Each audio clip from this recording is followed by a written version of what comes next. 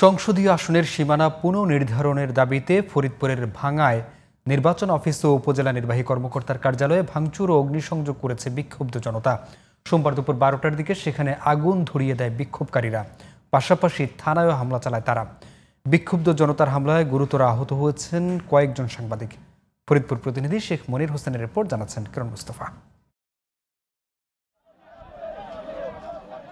ফরিদপুর 4 আসন থেকে আলগী ও হামিরদী ইউনিয়নকে ফরিদপুর 2 আসনে সংযুক্ত করার প্রতিবাদ এবং পুনর্বহালের দাবিতে কয়েকদিন ধরে ভাঙ্গায় সড়ক ও রেলপথ অবরোধ করে বিক্ষোভ করছেন আন্দোলনকারীরা। কিন্তু স্বরাষ্ট্র উপদেষ্টার সতর্কতার পর রোববার বিকেলে কর্মসূচি স্থগিত করলেও সোমবার সকালে আবারও সড়কে শান্তিপূর্ণ অবস্থান নেয় বিক্ষোভকারীরা। কিছুক্ষণ পর তাদের সরিয়ে সড়কের নিয়ন্ত্রণ নেয় পুলিশ। এতেই ক্ষুব্ধ হন আন্দোলনকারীরা।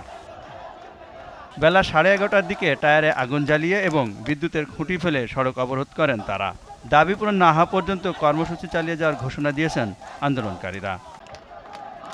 এরপর লাঠিসোঁটা ও দেশীয় অস্ত্রে সজ্জিত হয়ে ভাঙ্গা সদরের বাজার এলাকায় জড়ো হন কয়েক হাজার বিক্ষুব্ধ জনতা। নির্বাচন অফিস, উপজেলা নির্বাহী কর্মকর্তার অফিসে ভাঙচুর ও আগুন দেয় তারা।